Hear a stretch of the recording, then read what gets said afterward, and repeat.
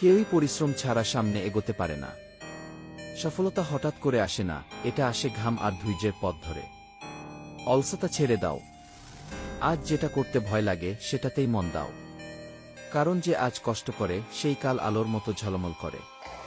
নিজেকে প্রতিদিন একটু করে চ্যালেঞ্জ দাও। আরাম ছেড়ে সামনে বাড়ো। কারণ বড় সাফল্য তাদেরই পাওয়া যায় যারা ক্লান্ত হলেও থামে না। মনে রেখো, আজকের পরিশ্রমী আগামীকালের গর্ব হয়ে দাঁড়াবে।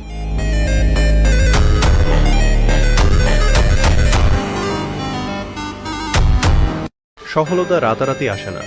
প্রতিদিন ছোট ছোট একটু পরিশ্রম করো, পড়ো, উঠো, আবার চেষ্টা করো। সময় তোমার সবচেয়ে বড় বন্ধু।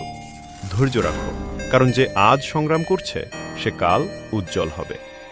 নিজের পরিশ্রমের উপর বিশ্বাস রাখো এবং কখনো হাল ছাড়ো না। সফলতা মেলে তাদের যারা ধারাবাহিকভাবে এগিয়ে যায়।